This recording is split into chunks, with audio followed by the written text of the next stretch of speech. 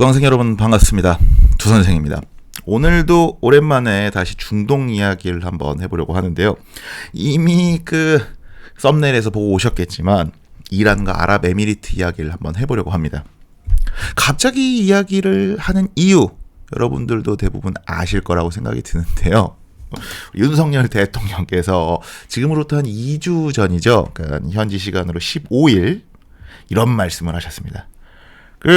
현재국의 안보는 바로 우리의 안보입니다. 아랍에미리트의 적은 가장 위협적인 국가는 이란이고 우리의 적은 북한입니다. 우리의 적이 북한이다 아니다라는 이야기 하기에 앞서서 아랍에미리트의 가장 위협적인 적국은 이란이다라는 말씀을 하셨어요. 이 이야기를 가지고 제가 워낙 중동 이야기를 많이 하다 보니까 과연 정말로 이란은 아랍에미리트의 적인가? 라는 주제를 가지고 역사적인 관점에서 그리고 현재는 어떤지 한번 이야기를 해보도록 하겠습니다. 우선 제가 이 이야기를 하는 이유는 어떤 정치적인 잘잘못 또는 어떤 두 나라의 외교 관계에서의 결례인가 아닌가라는 어떤 그런 시사적인 문제는 아예 차치를 하고요.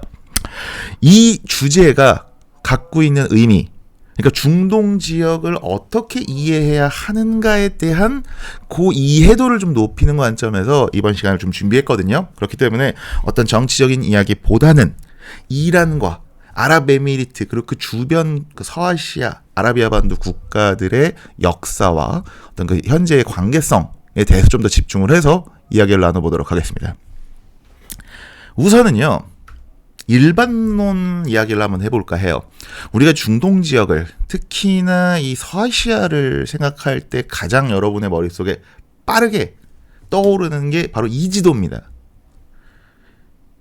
시리아, 이라크, 이란을 중심으로 한 이 시아파 벨트, 그리고 사우디아라비아를 중심으로 해서 이집트까지, 그리고 아랍에미리트까지 이어지는 이 수니파 벨트. 워낙 우리가 중동 지역, 이슬람권에 대한 이해가 부족하다 보니까 그냥 수니파, 시아파로 어떻게 보면 이 이슬람 세계관을 전부 다 이해하려는 경향이 있어요. 이슬람의 수니파, 시아파, 종파에 대한 이야기는 제가 워낙 관련 영상들을 많이 찍어놨기 때문에 그것들을 참고해 주시고요. 실제로 일반론적으로 보면은 이 이해가 맞아요.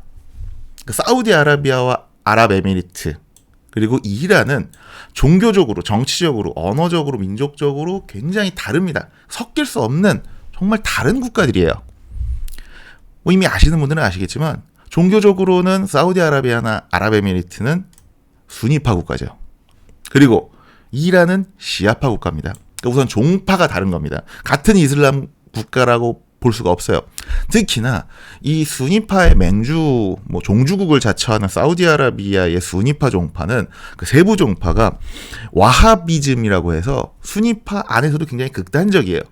그리고 시아파의 종주국 맹주를 자처하는 이란의 또 세부 종파는 12이만파라고 해서 아주 수니파를 극단적으로 싫어하는 종파입니다. 그러니까 각 종파의 맹주를 자처하는 국가들이 또 굉장히 극단적이다 보니 이 두 나라 수니파, 시아파 간의 사이가 좋을 수가 없습니다. 두 번째, 정치체제 이야기를 한번 하려고 하는데요. 사우디아라비아와 아랍에미리트 뿐만이 아니고 여기 있는 요르단이라든지 그리고 쿠웨이트, 카타르, 바레인, 오만 등등은 전부 다 왕정 국가입니다. 거의 절대 왕정 수준의 어떤 왕조가 가지고 있는 힘이 굉장히 세요. 그런데 이란은 1979년에 이란 이슬람 혁명을 통해서 왕을 쫓아낸 경험이 있는 그런 경험이 있는 나라입니다. 그러니까 당연히 절대 왕정을 끌어내린 국가는 사이가 좋지 않을 수밖에 없겠죠. 그리고 이제 언어적으로 민족적으로 다른데요. 아랍에미리트죠. 사우디아라비아.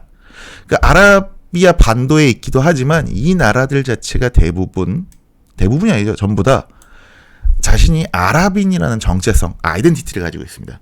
그리고 당연히 언어도 아랍어를 쓰죠. 그런데 이란은 아랍인이 아니에요. 그 예전부터 뭐 아케메네스 페르시아, 사산조 페르시아 등등 페르시아 제국이 2500여 년 전부터 유지가 되면서 중간에 뭐 아랍인들의 지배를 받기도 했지만 페르시아인, 이란인으로서의 정체성이 굉장히 강하고 언어도 아랍어보다는 오히려 인도나 유럽어랑 더 가까운 페르시아어, 이란어를 사용하는 게 이란입니다. 그러니까 아예 이 아라비아 반도에 있는 국가들과 이란의 국가들은 정체성이 완전히 다릅니다. 그러다 보니 사우디, 우선 제가 사우디 얘기부터 먼저 할게요. 이 사우디랑 이란은 사이가 안 좋을래야 좋을 수가 없어요. 그래서 제가 아예 사우디와 이란의 반목과 견제의 역사라고 언론사에서 정리해 놓은 표를 갖고 왔습니다. 제가 아까도 말씀드렸지만은 1979년 이란의 국가 체제가 왕정에서 공화정으로 바뀝니다. 뭐 신정일체 이슬람 국가 얘기는 지금 이란 얘기를 본격적으로 하는 얘기는 아니니까 나중에 기회가 되면 다시 하도록 하고, 제가 여기서 말씀드리고 싶은 거는 왕을 끌어내린 경험이 있다. 1979년에. 그리고 이것 때문에 사우디아라비아 등등의 아라비아 국가들은 이란을 그때부터 견제하기 시작합니다. 그 대표적인 게 1980년부터 한 8년 동안 진행된 이란 이라크 전쟁이에요. 그래서 사우디뿐만이 아니라 뭐 아랍에미리트라든지 다양한 나라들이 이때 당시에 수니파 정권인 이라크의 사담 후세인 정권을 지원을 합니다. 그래서 당연히 두 나라의 감정이 아주 안 좋아져요. 심지어 사우디에 있는 그 이슬람교의 성지죠. 메카를 성지순례하고 있던 순례객들이 사우디 경찰이랑 충돌하면서 수많은 순례자들이 사망해요. 뭐 이런 일들도 있었다. 그리고 결국에는 이란 이라크 전쟁이 끝나갈 무렵인 1988년에 사우디랑 이란이 단교를 합니다. 겨우 이제 1990년에 이라크가 쿠웨이트를 침공하는 이제 걸프 전쟁 때 이제 이라크라는 공동의 적이 생겨서 이란이랑 사우디가 다시 조금 가까워져요. 그리고 그러면서 1991년에 외교 관계를 회복을 합니다. 하지만 2000년대 제가 아까 말씀드렸지만은 이 이슬람 수니파 시아파 양대 종파의 맹주로서 계속 힘겨루기를 지속합니다. 대표적인 게 예멘과 시리아 내전에서 꾸준하게 시아파 수니파 반군이나 정부군을 지원한 게 이란이랑 사우디입니다. 그리고 2000년대부터 이제 이란이 핵 개발을 하기 시작하면서, 그리고 미국을 중심으로 한 서방 국가가 이란을 경제 지지하기 시작하면서 그 틈을 사우디가 더 빠르게 치고 들어가서 더욱더 친미적인 성향을 강하게 내는 게 사우디고요. 그러다가 2015년에는 서방 국가들, 특히 미국이랑 이제 이란이 핵 협상을 하려고 하니까 핵 협상을 해서 이게 타결이 되고 이란 제재가 해제가 되면은 이란의 운신의 폭이 넓어질 건데 해서 사우디가 아주 굉장히 이 핵 협상에 반대하는 모습을 보입니다. 이란 같은 악의 무리랑 그 협상을 하면 안 된다는 식으로. 결국엔 2016년에 사우디가 사고를 쳐요. 사우디 안에 있는 시아파 지도자, 그러니까는 이란을 종주국으로 하는 그 종파인 시아파의 지도자 4명을 테러범, 반정부 테러범이라고 해서 처형을 시켜버립니다. 지도자뿐만이 아니라 거기 있는 이제 뭐 각종 시아파 주요 인사들 47명을 집단 처형합니다.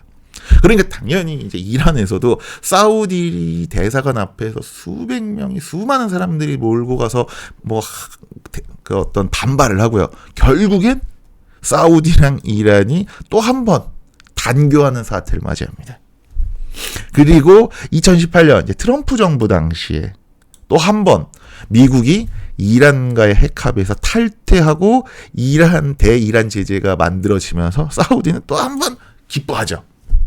그러다 보니까 이란과 사우디의 관계는 지금까지도 굉장히 사이가 안 좋은 지금 상태예요. 그래서 우리가 가지고 있는 선입견, 오해, 아니면 일반론적인 인식이 바로 이거예요. 중동 내에서의 역학관계. 아니 사우디는 미국이랑 친하다며. 근데 뭐 아랍에미리트, 쿠웨이트, 뭐 요르단 이런 나라는 뭐 사우디랑 같은 수니파 국가니까 뭐 당연히 미국이랑 다 친할 거고.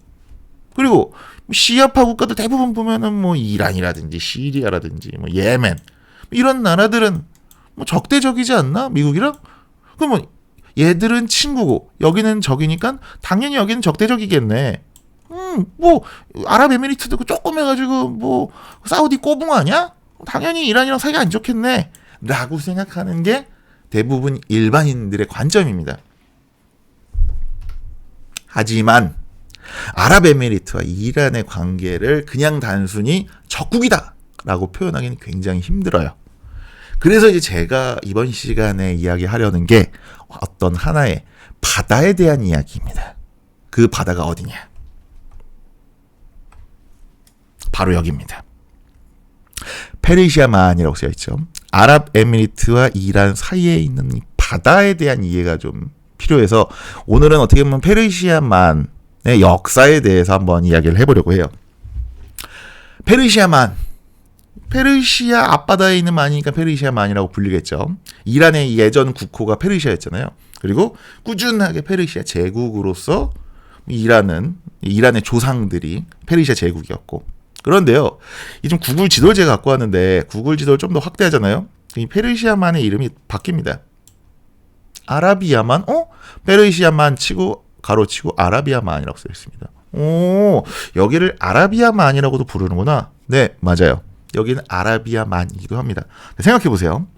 페르시아 앞바다라서 페르시아만이라고 부릅니다. 그런데 다시 보면은 아라비아 반도의 앞바다이기도 해요. 특히나 인도양의 일부인 아라비아해로 흘러 들어가는 만이니 여기를 아라비아만이라고 부르기도 하겠죠. 터키, 그러니까 튀르키에서는 또 여기를 바스라해라고 부르기도 해요. 오스만 제국 당시 오스만 튀르크가 이 아나톨리아 반도 중심으로 성장을 하다가 대제국을 형성을 하고 당연히 아라비아 반도로 진출을 하겠죠. 그런데 이 페르시아만, 아라비아만으로 진출했던 오스만 제국의 주요 거점 도시가 어디였냐면요. 현재 이라크 남부의 항구 도시인 바스라였습니다. 그러니까 바스라를 기점으로, 그러니까 북쪽에서 남쪽으로 내려다 보니까 이 바스라 항을 기준으로 해서 거점으로 해서 페르시아로 진출을 했고요. 그러니까 당연히 자기들 입장에서는 이 바다는 바스라의 기점인 바다라서 바스라해라고 불려요. 신기하죠? 이 페르시아만이라는 이름 자체가 갖고 있는 복잡성이 바로 여기에 있는 겁니다. 또 다른 이름도 있습니다. 이름이 참 많죠. 여러분이 이 이름 한번 들어보셨을 겁니다. 걸프만. 뭐 걸프 전쟁도 걸프만에서 치러졌다고 해서 걸프 전쟁이 된 거 아닙니까? 네, 걸프만이라고 불려요. 근데 희한하죠. 저도 이제 한참 아는 척하기 좋아하다 보니까 이 걸프만이라는 용어는 이게 어떻게 보면 역전압처럼 똑같은 의미의 단어가 중복된 단어다. 왜냐? 걸프의 뜻은 만이에요. 그래서 멕시코만 하면은 The Gulf of Mexico가 됩니다.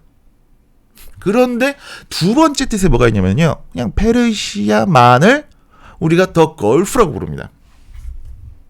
그래서 아예 이 페르시아만 근처에 있는 국가들, 뭐 이란, 이라크, 사우디뿐만이 아니라 특히나 이제 쿠웨이트나 바레인, 카타르, 아랍에미리트 국가를 뭐라 그러냐면은 The Gulf State, The 걸프 국가들, 걸프 지역 국가들이라고 합니다. 희한하죠.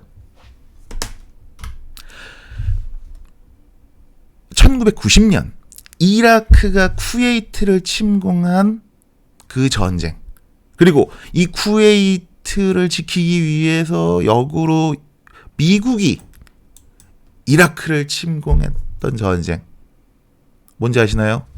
걸프 전쟁이에요. 1990년에서 한 93년 사이에 이루어졌죠.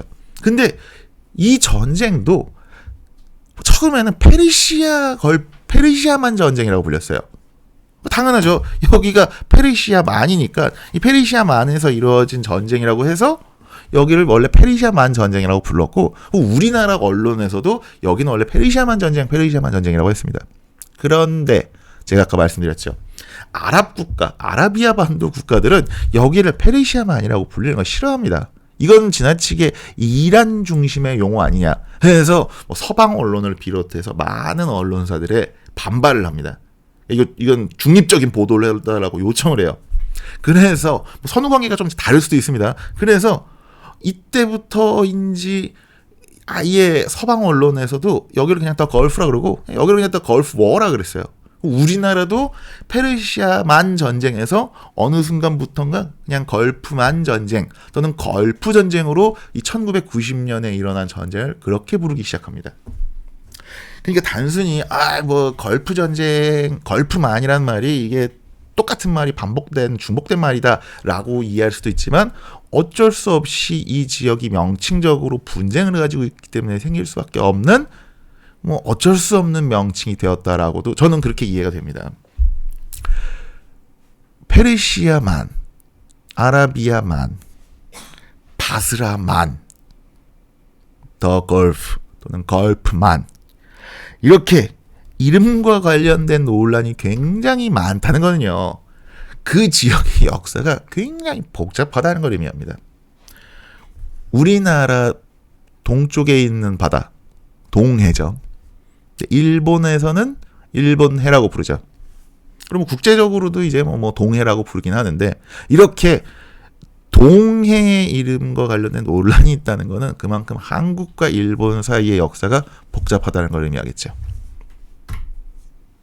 그래서 지금부터는 페르시아만, 지금부터 그냥 더 걸프라고 부르겠습니다. 이 더 걸프의 역사에 대해서 한번 빠르게 훑어보는 시간을 가지려고 합니다. 이슬람교가 전파되기 전, 아니죠. 그 이후에도요, 고대, 중세 시대 때까지만 해도 이 더 걸프에는요, 페르시아, 이란계 국가들의 영향력이 굉장히 컸습니다. 지도를 다시 한번 보실게요. 이 더 걸프의 수심이요, 깊은데 호르무즈 해협 쪽이 조금 그나마 깊대요. 그나마 깊어도 한 100m 정도밖에 안 되고요. 그리고 페르시아만의 평균 수심이 제가 알기로는 한 60m 정도밖에 안 됩니다. 그러니까 뭐 이렇게 엄청 힘든 바다가 아니라 그냥 조금만 가면은 갈 수 있는 그런 바다예요. 그러니 당연히 페르시아 제국 입장에서는 바다 건너가지고 왔다 갔다 거리기 너무 편한 바다죠. 그러니까 자연스럽게 이 중동 지역의 강국이었던 페르시아 제국의 영향력에 이 아라비아 반도 동부가 굉장히 많이 영향을 받습니다. 그래서 이 외교부 자료에 따르면 이 아라비아 동부 지역 자체가 아예 그러니까 이란의 뭐 이렇게 유적들이 나온다든지 또는 뭐 조공을 바치는 관계였었습니다. 대표적인 국가가요, 바로 바레인입니다. 바레인은 아라비아 동부에 있어요. 그리고 바레인의 왕족이라든지 지도층들은 수니파가 많아요. 왜? 사우디아라비아의 영향을 많이 받았으니까 아랍인들이기도 하고. 그런데 이 바레인이 섬이거든요. 이 바레인 섬의 민중들의 종파는 대부분 시아파입니다. 달라요. 지도층은 수니파고, 맞네요. 지도층은 수니파고 민중들은 시아파예요. 이게 왜 이렇게 다르냐? 이게 카자르 왕조 때인가 사파비 왕조 때인가 이란이 이 바레인 섬을 점령하고 그리고 여기에 아주 시아파 주민들을 그냥 이주시켜버려요. 그래서 지금까지도 바레인 섬에 있는 민중들은 대부분이 시아파입니다. 그런데 중세 시대 근세에 들어서 이 더 걸프의 역사가 굉장히 복잡해지기 시작합니다. 패권 경쟁이 일어나요. 첫 번째, 15세기, 16세기 무렵부터 유럽의 스페인, 포르투갈을 중심으로 해서 대항해 시대가 열리죠. 네, 이 지도는요, 포르투갈 제국의 최대 판도를 나타낸 지도입니다. 여기를 확대해 볼까요?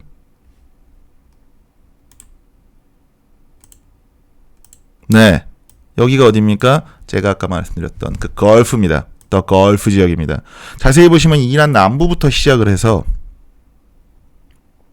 여기가 이란 남부죠. 그리고 여기가 이제 아랍에미리트 끝지방이에요. 호르무즈 해협이 여기 있고요. 여기가 이제 오만이죠. 여기가 이제 바레인 섬, 카타르 반도가 있는 겁니다. 그러니까 포르투갈 제국이 이 페르시아만으로 진출하기 시작합니다. 그 1494년인가요? 그 스페인과 맺은 그 토르데시아스 조약 때문에 주로 스페인은 아메리카 반도로 식민 지배를 많이 하고요. 식민지들이 개척하고. 그리고 포르투갈은 주로 이 아프리카나 아시아 지역에 많이 식민지를 만들어냅니다. 그러니까 요 지역에 원래는 이란계 국가들의 영향이 굉장히 컸지만 포르투갈이 진출하기 시작했다. 두 번째, 튀르크계의 오스만 제국도 영향력을 확대하기 시작했다.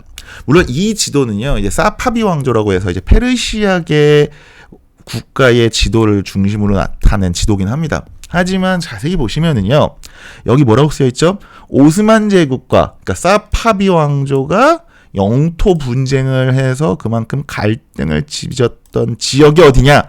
이라크 지역부터 해서 여기 보시면 제가 아까 말씀드렸던 이 바스라부터 해서 바레인까지 오스만 제국이 실제로 진출했던 부분이에요. 영역입니다. 그렇게 오스만 제국도 아라비아로 진출하면서 여기에 영향력을 확대하려고 노력합니다. 그리고 여기에 우리가 지금은 어디 붙어 있는지도 잘 모르는 나라 오만이 18, 19세기, 17세기 무렵부터 이 인도양 동부에, 인도양 서부죠. 인도양 서부에 엄청난 영향력을 행사하는, 실제로 포르투갈 제국과 이 인도양을 두고 경쟁했던 지역이, 나라가 바로 오만 제국입니다. 엄청 크죠. 여기 뭐 잔지바르라든지 뭐 그 탄자니아, 뭐 모잠비크 지역까지 전부 다 진출을 했고, 이게 다 오만 제국이에요. 그리고 뭐 페르시아만, 아까 더 걸프 지역도 당연히 오만의 영향력 하에 있었죠. 그러다가 나중에 이게 뭐 나라가 하나, 야루바 왕조 시절에 야루바 왕조가 멸망하면서 이 북쪽이 지금 이제 그 더 걸프 지역의 오만과 요 남쪽, 이 소말리아 남부에 있는 이 탄자니아 잔지바르 지역으로 이렇게 분리가 됩니다. 근데 뭐 제가 이 얘기를 하려고 한 게 아니라요. 결국엔 16, 17세기부터 더 걸프에서는 대항해 시대가 펼쳐지면서 엄청난 패권 경쟁이 벌어졌다라는 이야기를 제가 지금 하려고 하는 겁니다. 어디? 포르투갈 제국, 그리고 튀르크계의 오스만 제국, 이란계의 사파비 왕조, 그리고 제가 아까 말씀드렸던 오만개 국가인 야리바 왕조가 엄청나게 경쟁을 합니다. 여기가 뭐 이렇게 대단한 곳이냐? 네, 대단한 곳이긴 합니다. 기본적으로 유라시아 대륙의 무역은 유럽과 중국을 기점으로 하죠. 양끝에 유라시아 대륙 양끝에 있다 보니까. 근데 이제 해상 무역로는 중심이 인도양이에요. 이 인도양을 중심으로 해서 말라카 해협 등등을 기점으로 하는 동남아 무역로, 그리고 서쪽은 주로 이제 이 홍해와 아덴만을 지나서 왔다 갔다 하는 이 홍해 무역로가 발달을 하는데, 그 부가적인 무역로로 아예 더 걸프 지역으로 가서 이라크, 레반트 지역으로 가서 지중해로 뻗어나가는, 또는 터키, 아나톨리아 반도로 가는 요 무역로도 굉장히 활성화되거든요. 그러다 보니까 자연스럽게 이 페르시아만이 무역로로서 발전을 할 수밖에 없겠죠. 그리고 기본적으로 더 걸프에서는요, 진주가 굉장히 많이 생산되긴 해요. 이게 지금 펄 피싱인 더 걸프입니다. 이 페르시아만, 아라비아만, 여기가 지금 이게 다 진주 생산지예요. 그리고 뭐 지금이야 뭐 두바이, 뭐 아부다비, 뭐 카타르, 도하 이런 데가 대부분 이제 뭐 아주 굉장히 발전한 지역으로 알려져 있지만, 여기가 예전에는 그냥 진주 캐던 시골 마을이었습니다. 그러니까 여기서 그냥 진주 캐고 그냥 해상무역, 무역 중개하고 뭐 그런 동네였습니다. 그러다 보니까 이제 여기의 가치가 우선 잠시 상승을 했다.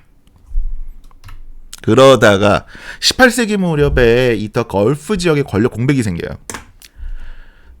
포르투갈 같은 경우는 이제 영국, 프랑스, 네덜란드 같은 후발주자들에 의해서 자연스럽게 세대 교체가 되면서 쇠퇴하고요. 오스만 제국도 지중해 무역이 쇠퇴하면서, 중개 무역이 쇠퇴하면서 이제 오스만 제국도 쇠퇴를 합니다. 그리고 이란계의 사파비 왕조, 요 18세기 제가 알기로는 1724년인가 1721년인가 멸망을 하고 5만 개 국가인 야르바 왕조도 요맘때 멸망을 해요. 그러면서 더 걸프 지역에는 그냥 작은 부족 국가들이 많이 생겨나요. 그걸 이제 에미르국이라고 하고 또는 에미레이츠라고 하거든요. UAE 아랍에미리트의 정식 국호, 그러니까 영어 영문 국호는요 UAE입니다. United Arab Emirates. 우리가 해석을 하자면 아라비아 반도, 아랍 반도에 있는 에미레이트들의 연합이 유나이티드 아랍 에미리트입니다. 그럼 여기서 에미레이트가 뭐냐? 에미르라고 부르는 그 지역 토착 제후들이 다스리는 왕국을 우리가 에미레이트라고 합니다. 그래서 우리가 직역을 하면은 토후국이라고 해요. 토착 제후국이라고 해서. 뭐 지금도 남아있는 리텐슈타인이라든지 모나코 공국들 있죠. 여기를 우리가 제후국, 공국이라고 하죠. 그렇게 이해를 하면 돼요. 그냥 조금 작은 왕국이라고 하긴 킹덤이라고 부르긴 조금 애매한 좀 작은 왕국들을 우리가 에미레이트라고 부른다.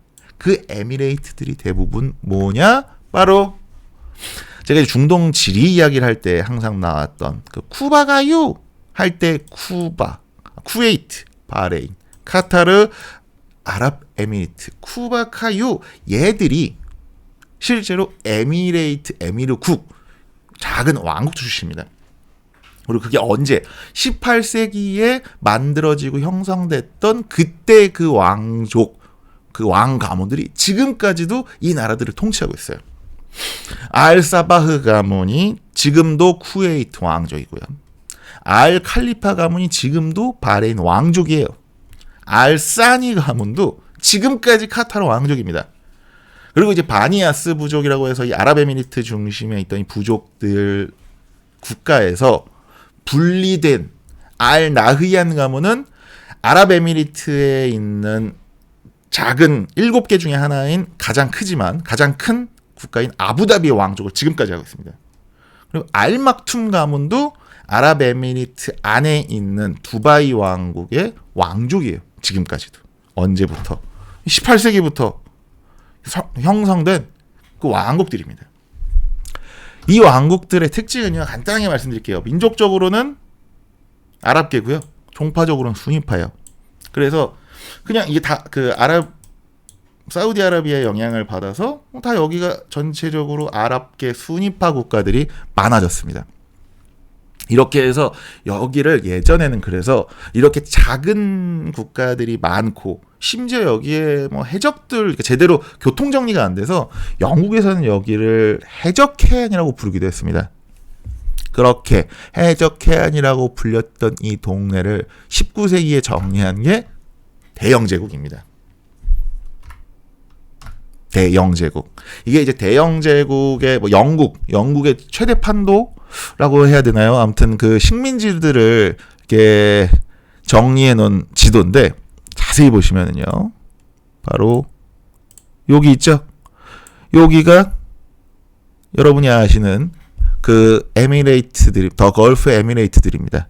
쿠웨이트, 가장 북쪽에 있는 요 분홍색이 쿠웨이트고요.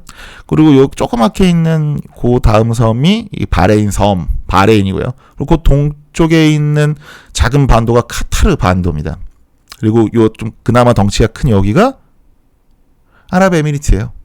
여기를 그냥 식민 지배를 한 게 아니고요. 여기 보시면은 이게 프로텍터레이트 보호령입니다. 보호령.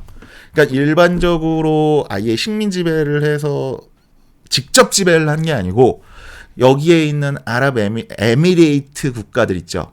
이 토후국들, 제후국들이랑 그냥 배타적인 보호 조약을 맺어요. 그러니까 내가 너희를 보호해 줄게. 대신 너희도 나한테 어느 정도의 영향력을, 그러니까 뭐 조공을 바치는 게 원래는 제가 알기로는 뭐 그 카자르 왕조라든지 그 이란계 국가들 한테 바치다가 요때 이제 영국한테 조공을 바치는 걸로 바뀌어요. 그러니까 약간은 속국 느낌으로 이제 보호령 국가로 바뀐 거죠. 그렇게 해서 이제 19세기, 20세기까지 쭉 끌고 나갑니다. 그러다가 이 국가들이 1960년대, 70년대 독립을 합니다. 뭐 이거는 이때 트렌드였죠. 이제 세계 2차 대전 이후에 수많은 식민지들을 관리할 만한 역량이 떨어진 이 영국 입장에서 하나 둘 이제 독립을 시켜줍니다. 어쩔 수 없이. 그래서 1960년대에 쿠웨이트는 먼저 독립을 시켜요. 제가 알기로는 이게 1차 대전인가쯤에 그 오스만 티르크랑 열심히 쿠웨이트가 싸워줬거든요. 그래서 좀 일찍 독립을 시켜줬고, 그리고 바레인이나 카타르나 아랍에미리트는 다 1971년에 독립을 시켜요. 1968년에 영국이 이 걸프 지역에 있는 에미리트들과 맺었던 그 보호 조약을 종결하고 1971년에 최종적으로 철수하겠다고 발표를 해버립니다. 그리고 그 이전부터 꾸준하게 여기 있는 자치권을 좀 확대해가면서 독립할 어떤 기회들을 주죠. 그런데 재밌는 게 지금은 이제 바레인, 카타르, 아랍에미리트가 다 따로 떨어져 있잖아요. 근데 처음 독립할 무렵에만 해도 카타르, 그리고 바레인, 그리고 아랍에미리트 안에 있는 7개의 에미리트, 토후국들이 다 합쳐서 그냥 여기를 그냥 9개의 연합국으로 만들자라는 처음에는 제안이 그렇게 있었어요. 그런데 이제 국가 구성에 있어서 조금 이견이 생기면서 바레인이랑 카타르는 분리가 됩니다. 따로 그 아랍에미리트에 포함이 안 돼요. 그래서 원래 그러니까 만약이지만 바레인과 카타르도 아랍에미리트에 소속이 됐었다면 그래도 나름의 더 큰 영향력을 행사하지 않았을까 라는 생각도 듭니다. 근데 이 이야기보다 더 중요한 이야기가 있습니다. 뭐냐? 중동 지역, 특히 더 걸프 지역에서 석유가 발견된 겁니다. 지금 보시는 지도가요, 중동 지역에서 처음으로 오일이 디스커버리 된 연도를 지금 나타낸 지도거든요. 중동 지역에서 가장 먼저 발견된 곳이 이란입니다. 페르시아. 1908년에 발견이 돼요. 그리고 그 다음에 이라크 1927년에 개발이 되죠. 그리고 나서 이제 사우디아라비아가 1938년에 발견이 되고, 그리고 뭐 쿠웨이트, 바레인, 카타르, 아랍에미리트가 뭐 차례로 1930년대, 50년대부터 계속 개발, 여기도 나네? 또 개발하고, 여기도 나네? 또 개발하다 보니까는 차례차례 계속 석유가 발견돼요. 제가 아까 말씀드렸죠. 이 지역이요, 그냥 진주 캐던 시골 동네입니다. 자료를 보니까 아랍에미리트, 뭐 지금은 초고층 빌딩이 가장 많은 곳인 아랍에미리트의 아부다비 또는 두바이가 1950년대에 석유가 발견되기 전까지는 인구 10만 명이 안 되는 아주 시골 깡촌이었습니다. 지금은 이제 아랍에미리트 인구가 1000만이 넘죠. 그만큼 엄청나게 발전을 했다. 뭐 덕분에? 이 석유가 발견된 덕분에. 중동 지역, 특히 더 걸프 지역에서 석유가 발견된 게 어떤 의미를 갖느냐? 첫 번째, 중동 지역, 특히나 아라비아 반도에서요, 석유 생산량이 곧 국력이 됩니다. 그냥 원래 아라비아 반도는 정말 사막밖에 없던 똥땅이었습니다. 그래서 이 지역은 누가 뭐 이렇게 식민지배라거나 점령하고 싶은 곳도 아니었어요. 그런데 그 와하비즘에 미쳐버린 그 사우드 가문이 우리라도 이 아라비아 반도를 통일해야지 라고 날뛰면서 이 사우디가 통일이 됐고요. 그런데 우연하게 1930년대에 이 사우디에서 수많은 석유가 발견이 됩니다. 그러면서 사우디가 이 중동 지역의 최고의 국력을 가진 나라가 돼요. 그러다 보니 다시 더 걸프 지역으로 가자면, 물론 쿠웨이트나 카타르나 아랍에미리트나 바레인도 석유가 나옵니다. 하지만 기본적으로 국가 사이즈가 작죠. 제가 아까 말씀드렸던 에미레이트 국가들이잖아요. 거기에 사우디는 엄청나게 석유가 더 많을 뿐더러 심지어 이슬람교의 성지인 메카랑 메디나를 가지고 있는 이슬람교의 종주국을 주장해도 누가 반박할 수 없는 구가 됩니다. 그러니까 경제적인 영향력, 그리고 두 번째는 종교적 영향이 커지면서 이 더 걸프 지역에 있는 에미레이트들에 대한 사우디의 영향력이 굉장히 커집니다. 그리고 석유 발견이 갖고 온 두 번째 영향은 이 아라비아 반도, 그리고 더 걸프의 지정학적인 가치가 굉장히 커져요. 그러니까 그 전에는 그냥 진주 무역만 조금 하던 또는 홍해 무역로의 그냥 보조적인 수단에 불과했던, 심지어 홍해 무역로는 수에즈 운하가 생기면서 더 엄청나져요. 그런데 제가 아까 보여드렸던 이 더 걸프 주변에 있는 나라들이 엄청난 원유 생산국이 되면서 이 지도가요, 그러니까는 세계에 있는 해협 좁은 바다 중에 원유 수송의 비중을 나타낸 지도입니다. 보시면 아시는 것처럼 세계 원유 수송의 5분의 1이 어디? 더 걸프의 관문이라고 할 수 있는, 여기도 쓰여 있습니다. 스트레이트 오브 호르무즈, 호르무즈 해협을 지납니다. 17%, 그러니까 5분의 1 가까이가 호르무즈 해협을 지난다. 뭐가? 원유 수송이. 그러면서 2014년 미국에서 셰일가스가 발견되기 전까지 이 더 걸프 지역은 미국 입장에서 본토 다음으로 중시돼야 될 지역이었습니다. 그렇게 어떻게 보면은 진주 무역 또는 뭐 그냥 중동 해상 무역의 보조적 항로였던 이 더 걸프 지역이 굉장히 가치가 급상승하기 시작하면서 자연스럽게 패권 경쟁이라든지 전쟁, 논란, 분쟁들이 많아집니다. 그 대표적인 게 제가 아까도 말씀드렸던 걸프 전쟁이에요. 이라크에도 유전이 있긴 합니다. 하지만 더 가성비 쩌는 곳이 쿠웨이트입니다. 이라크 바로 남쪽에 있죠. 제가 아까 보여드렸었죠. 네, 이 엄청나게 큰 상대적인 개념에서 이라크가 굉장히 영토가 큼에도 불구하고 해봤자 지금 하루 생산이 2018년 기준이긴 합니다만 460만 배럴밖에 안 나오는데 아주 조그마한 이라크의 한 도시국가 정도의 쿠웨이트가 하루에 300만 배럴을 생산합니다. 당연히 이라크 입장에서는 욕심나기도 하죠. 그래서 1990년에 이라크가 쿠웨이트를 침공한 거고요. 그리고 이라크가 쿠웨이트를 침공했는데 왜 갑자기 미국이 이라크를 침공했느냐? 당연히 쿠웨이트의 친미국가인 쿠웨이트의 유전을 지키기 위해서 미국이 이라크를 치게 된 겁니다. 그리고 두 번째, 이게 이제 어떻게 보면 아랍에미리트와 이란 사이의 대표적인 분쟁이죠. 바로 툰부제도 영유권 분쟁입니다. 아부무사 섬과 소툰부섬, 대툰부섬 이 섬 세 개가요. 그 영국의 보호령 시절에는 아랍에미리트의 샤르자였나? 아니면은 그 다른 에미리트의 섬들이었습니다. 그런데 영국이 1971년에 영국군이 철수하면서 이란이 아주 빠르게 치고 가서 이 세 개의 섬을 장악해버립니다. 그러니까 당연히 아랍에미리트는 반발을 하죠. 왜 니들은 갑자기 우리 섬을 침범을 하느냐.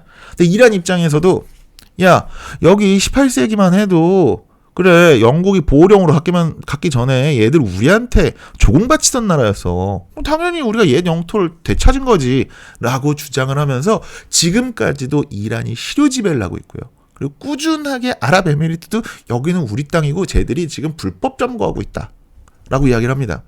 그리고 제가 알기로는 2019년이었나? 그때에도 2012년이었네요. 당시 이란 대통령이 그 요 남쪽에 있는 아부무사 섬을 방문합니다. 그러니까 거의 방문을 안 했던, 영유권 분쟁을 하던 섬은 우리가 방문을 잘 안 하죠. 그렇게 갑작스럽게 방문을 하니까 아랍에미리트도 지금 저 나라는 주권을 침탈하는 행위라고 해서 굉장히 이란 주재의 그 자국 대사를 불러들이는 등 아주 민감하게 반응을 하기도 합니다. 이 섬의 가치가 뭐냐? 제가 아까 말씀드렸듯이 전 세계 원유 수송의 17%를 담당하고 있는 호르무즈 해협의 관문과도 같은 섬들입니다. 이 세 개의 섬이. 이 세 개의 섬을 우리가 뺏으면 호르무즈 해협은 그냥 이란의 바다가 될 수 있는 겁니다.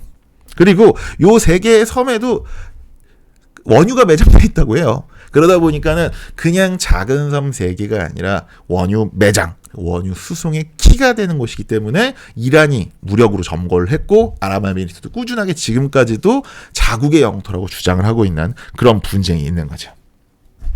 이렇게 이야기를 듣다 보면은 자연스럽게 아니 그러면 이란이랑 아랍에미리트라니까 적 아니냐. 결국에는 사우디 말 잘 듣는 아랍에미리트는 그냥 이더 걸프 지역은 꼬붕 아니냐라고 생각을 할 수가 있는데요. 자연스럽게 이란은 자꾸 압박하고 사우디는 종교적으로 경제적으로 더 걸프에 있는 에미리트들한테 영향을 미치니까.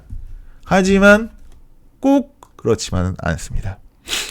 기본적으로 우리나라도 항상 미중 간의 고민이 참 많습니다. 왜냐?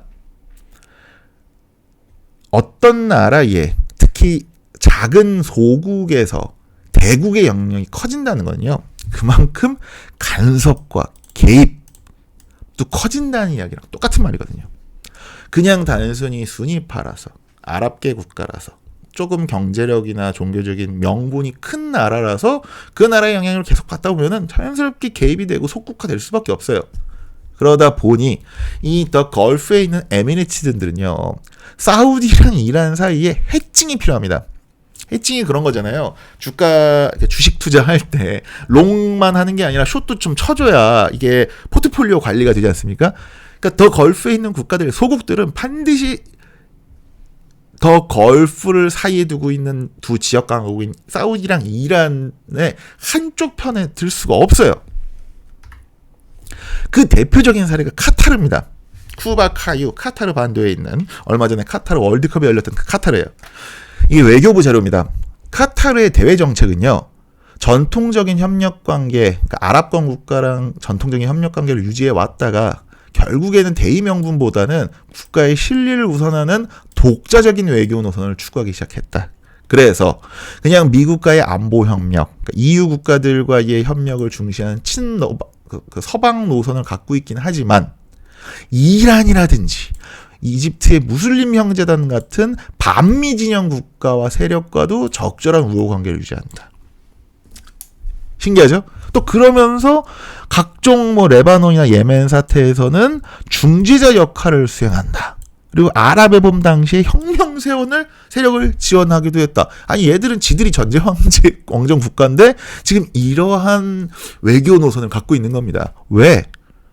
카타르도 어느 한쪽에만 롱 전략만 칠 수가 없는 거예요. 숏도 쳐야지 이게 좀 레버리지나 이게 해칭이 되는 거죠. 그래서 카타르가 2017년에는 사우디랑 단교까지 하기도 합니다. 신기하죠? 카타르가 이란, 어떻게 보면 시아파이고 튀르키예계인 이란 국가, 심지어 요 당시에 2015년 6년 당시에는 이제 아직 그때는 정확하게는 제 기억이 안 납니다만은 아직 대이란 제재가 다 풀리지도 않았을 당시였는데 그냥 카타르가 독자적으로 이란과의 관계를 개선시켜요. 그런데 이 더 걸프 협력회의라고 하는 GCC 이 국가들, 이게 사우디가 주도하고 있는 협력 회의체거든요. 그러니까 사우디가 여기에 이제 화가 난 거예요. 빡이 쳐서 카타르랑 우리 단교하자 해서 사우디아라비아가 주도하고 바레인이나 아랍에미리트가 이 카타르 단교에 동참을 하는 경우가 생깁니다. 자연스럽게 이제 이란은 카타르 챙기면서 룰루랄라 하는 거죠. 그럼 이제 본격적으로 아랍에미리트와 이란의 관계에 대해서 이야기를 한번 해보도록 하겠습니다. 아까 제가 말씀드렸죠. 툰부 제도라든지 아부무사섬 같은 영유권 분쟁이 있다. 그리고 이건 제가 이 영상 초반에 말씀드렸던 건데 사우디랑 이란이 몇 번 단교를 합니다. 2016년에 시아파 지도자들 막 처형시키고 이럴 때 이란이랑 단교할 때요. 아랍에미리트도 부분적으로 동참을 합니다. 그러니까는 아예 단교까지는 하지 않고 아랍에미리트 같은 경우는 그 이란에 보내는 대사관을 공사급으로 영사급인가로 격하시키고 그리고 이란에 보내는 외교관을 좀 축소하는 부분적 동참을 하고요. 그리고 카타르랑 사우디랑 단교할 때는 여기도 같이 UAE도 동참을 하기도 해요. 그리고 예멘이 어딘지 아시죠? 이 사우디 남쪽에 있는 아주 심각한 지금 내전이 벌어지고 있는 이 예멘 내전에서도 실제로 사우디랑 아랍에미리트가 협력이 돼서 정부군을 지원을 하고 이란은 시아파 계통인 후티 반군을 지원하는 이런 구도가 형성이 됩니다.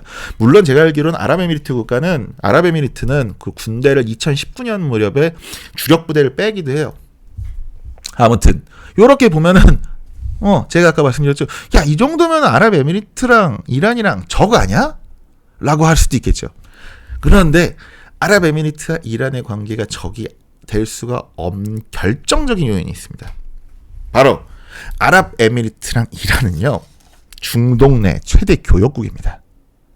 이게 지금 외교부 문서입니다. 이란은 아랍에미리트의 주요 교역 파트너다. 최대 재수출 시장이다.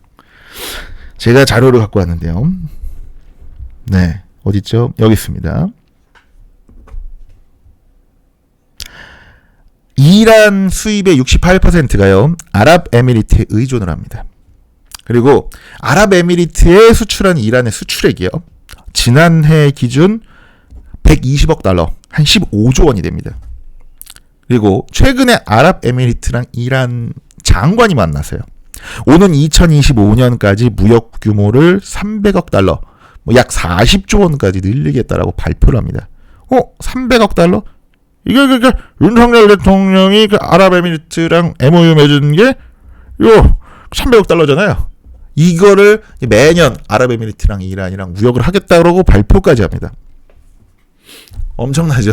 이게 아니, 얘네 둘이 아랍에미리트랑 이란이랑 엄청난 교역국이에요. 제가 아까 말씀드리지 않았습니까? 더 걸프에 있는 국가들은 어느 한쪽의 국가들의 몰빵을 칠 수가 없어요. 왜냐? 한쪽이 몰빵 쳤다가 병자호란골 난 거거든요. 청나라한테 침략 받아. 이게 어쩔 수 없이 고래 사이에 낀 새우의 심정은 딱 비슷비슷합니다. 만국 공통이에요. 그러다 보니까 이런 식으로 해칭을 많이 하는 거예요. 근데 그렇다고 굳이 아랍에미리트랑 이란이 이렇게 최대 교역일 필요가 있느냐? 네, 그럴 필요가 있습니다. 이란의 가장 큰 강점, 그러니까 아랍에미리트 입장에서 이란이랑 교역할 수밖에 없는 이유는요, 이란의 엄청난 인구입니다. 2023년 기준으로 이란은요, 약 9천만 명의 인구를 가지고 있어요. 근데 여기 지금 이게 중동, 서아시아 국가들의 인구거든요. 이라크 제외하고 여기 있는 그 제가 왕정벨트라고 불렸던 순위파 왕정벨트 국가들을 전부 다 합쳐도요, 이란 인구의 절반밖에 안 돼요. 보시죠. 이란 해봤자 그 사우디아라비아 인구가 3,500만이 안 됩니다. 그리고 아랍에미리트도 1,000만밖에 안 돼요. 1,000만이야, 100만이야. 밀리언이 100만이죠. 그러니까 1,000만이네요. 이 뭐 5만 해도 이 뭐 400만, 500만밖에 안 되고, 이거 다 합쳐도 제가 봤을 때는 4,500만이 될까요? 근데 지금 이란 인구가 9천만입니다. 그러니까 중동 지역 최대의 인구를 갖고 있다라는 의미는 중동 지역의 최대 시장을 갖고 있는 의미이기도 합니다. 중국이 가장 큰 강점이 인구죠. 인구가 왜 중요한가요? 그냥 단순히 노동력이 싼 게 중요한 게 아니라 가장 큰 내수 시장과 수입 시장을 갖고 있다라는 거예요. 그래서 제가 예전에 항상 중동 이야기를 할 때 말했던 4대 강국이 단순히 사우디만 있는 게 아니고 이란, 그리고 8천만 인구인 튀르키예, 그리고 인구가 1억 명인 이집트가 항상 포함이 되는 겁니다. 이제 이유를 아시겠나요? 두 번째, 제가 혹시 자꾸 이런 주장을 하면 빨갱이가 아니냐라는 지적을 받을까봐 아예 외교부와 전경련 자료를 가지고 왔습니다. 영내 국가라고 하면요, 그러니까 중동 지역 내 국가 중에 제조업, 서비스업, 농업 등 비석유 산업이 그나마 중동 지역에서 골고루 발전되어 있는 국가, 중동 최고의 산업 국가, 영내 공업화를 달성할 수 있는 유일한 국가가 이란입니다. 그리고 중동 최대의 자동차 생산국이자 중동 제2의 석유화학 제품 생산국으로서 제조업 기반이 비교적 견실한 국가가 바로 이란입니다. 그러다 보니 자연스럽게 인구와 자체 제조업 기반을 가지고 있는 강점이 있으니까 자연스럽게 아랍에미리트 입장에서도 아주 소중한 교역국이 되는 거죠. 그럼 아랍에미리트의 필요성, 그러니까 이란이 갖고 있는 아랍에미리트가 좋은 이유, 첫 번째, 외교력입니다. 이게 2021년 기준으로 여권 파워랭킹을 매겼대요. 2등이 독일입니다. 3등이 핀란드, 4등이 이탈리아예요. 오호, 좀 그럴듯하죠. 그런데 1등이 아랍에미리트입니다. 이게 굉장히 신기합니다. 이게 굉장히 신기해요. 이 여권만, 우리나라도 제가 알기로는 여권 파워가 굉장히 높거든요. 이 여권 파워라 함은 그러니까 굉장히 비자 발급 없이도 다른 나라를 많이 갈 수 있고, 그리고 이제 그 여권만 가지면은 그 차별받지 않는, 이럴 수 있다라는 걸 이제 여권 랭킹으로 정했는데, 실제로 아랍에미리트가 굉장히 외교력이 좋습니다. 그래서 실제로 이란에 대한 압박 또는 이란에 대한 제재, 해제 등의 키를 굉장히 크게 갖고 있는 게 아랍에미리트라는 지적도 있어요. 이게 첫 2019년 기사다 보니 아랍에미리트의 빈 자이드 왕세제라고 나와 있는데요. 현직 대통령입니다. 그러니까 아랍에미리트의 현직 대통령이자 그 아부다비 에미리트의 국왕이 이 빈 자이드거든요. 그런데 실제로 이게 제가 알기로는 연합뉴스 기사인데 여기 써 있네요. 네, 아랍 세계의 최고의 지도자는 무함마드 빈 살만 왕세자가 아니라 이 무함마드 빈 자예드 아부다비 왕세제다 라고 불릴 만큼 실질적으로 트럼프 행정부 당시에 미국에도 굉장히 많은 영향력을 행사하기도 했고요. 그리고 이란 제재 관련해서도 많은 서방 국가들이 이 아랍에미리트와 굉장히 많은 교류를 하고 있기도 합니다. 그러다 보니까 자연스럽게 이렇게 이란이랑 가까워지기도 해요. 실제로 2019년에 미국 드론을 이란이 격추한 적이 있었거든요. 그때 이제 트럼프 대통령이 빡이 쳐서 보복 공습을 하려고 했는데 그거를 트럼프 대통령한테 전화해서 중재시키고 말린 게 이 당시에 이 빈 자이드 왕세제, 그리고 현직 아랍에미리트 대통령인 빈 자이드였습니다. 매력적이죠? 두 번째, 아랍에미리트의 뭐라 그러죠? 산업이 또 이란에게는 굉장히 매력적입니다. 여러분 유럽 갈 때 어떤 항공 타고 다니시나요? 루프트 한자를 타고 다니기도 하고, 근데 가성비로 따지면 에미리츠 항공이 아마 가성비는 제일 좋을 겁니다. 이 에미리츠 항공이 누구 거냐? 제가 알기로는 두바이 항공사라고 알고 있습니다. 즉 아랍에미리트 항공사죠. 지도를 보실게요. 아랍에미리트의 지정학적인 위치는요, 유라시아 플러스 아프리카 어디건 비행기로 10시간이면 갈 수 있는 곳입니다. 그렇죠? 여기가 지금 아랍에미리트잖아요. 이 아랍에미리트에서 어느 지역을 가도 비행기로 10시간이면 다 갈 수 있어요. 이런 게 가장 큰 강점이 되는 겁니다. 지정학적인 위치에서. 그래서 항공업이나 무역업을 굉장히 많이 키워요. 실제로 제가, 그리고 금융업, 두바이에 금융산업도 많죠. 그래서 두바이 같은 경우에는 이란 기업 8,000개가 진출했을 정도입니다. 이건 이제 아랍에미리트의 무역 구조입니다. 석유가스업이 실제로 갖고 있는 게 17%입니다. 무역 도매업 14%, 제조업도 10% 정도가 되죠. 물론 이게 제조업이 10%밖에 안 된다는 게 말이 안 되긴 하는데 이게 중동 국가 치고는 굉장히 많은 거죠. 금융업 두바이에, 그리고 뭐 여기 보면 운송업이라든지 뭐 부동산업, 두바이에 워낙 빌딩들이 많으니까 이렇게 생각보다 중동 지역 내에서 무역이나 금융이나 운송, 항공 쪽으로 강점을 가지고 있다 보니 자연스럽게 이란, 제재를 받고 있는 이란이 세계 경제랑 연결할 수 있는 1차적인 고리가 아랍에미리트가 되는 겁니다. 그러니까 수입 68%를 아랍에미리트에 의존할 정도죠. 특히나 어디가? 두바이가 그렇습니다. 현재는 두바이에 석유가 나지 않아요. 근데 석유가 날 때까지 쌓았던 불을 허투루 쓰지 않고 수많은 빌딩이나, 물론 그게 좀 부작용도 나오긴 하지만, 이 두바이, 오른쪽이 두바이입니다. 그래서 여기서 뭐 운송업이나 무역, 금융업을 굉장히 많이 키운 게 두바이입니다. 그래서 두바이가 상대적으로 좀 친이란 성향이 강하긴 해요. 두바이 안에 있는 이란 국민들이 한 40만 명 정도 되는데 두바이 안에 있는 아랍에미리트 국적자가 30만 명입니다. 그러니까 두바이 안에 있는 이란 국민들이 아랍에미리트 국민들보다 더 많은 거죠. 그래서 상대적으로 항상 아부다비보다 이 두바이 왕국이 이란과의 관계에 좀 더 중립적이고 좀 더 친화적인 제스처를 많이 보내는 편이죠. 이런 것들을 봤을 때 여러분들은 어떤 걸 느끼시나요?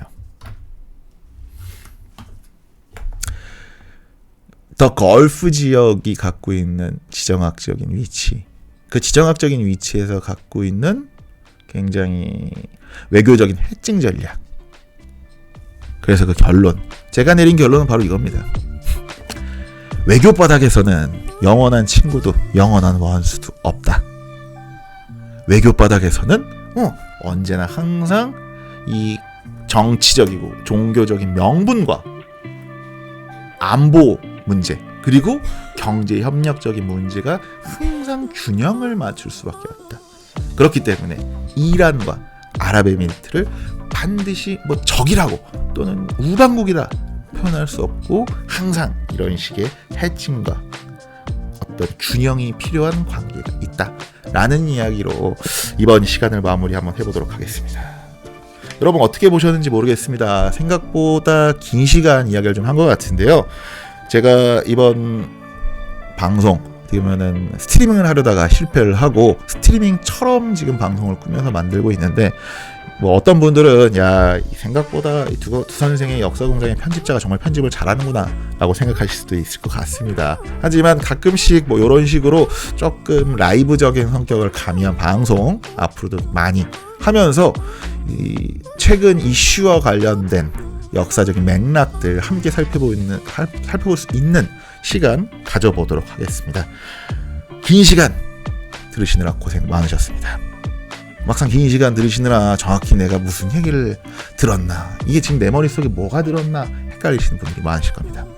헷갈리신다면 구독과 좋아요, 알림 버튼을 누르고 옛날 이야기, 아니죠, 요즘의 이야기, 우리 친구들의 이야기, 그리고 영화를 보듯이 한 번 더 보세요.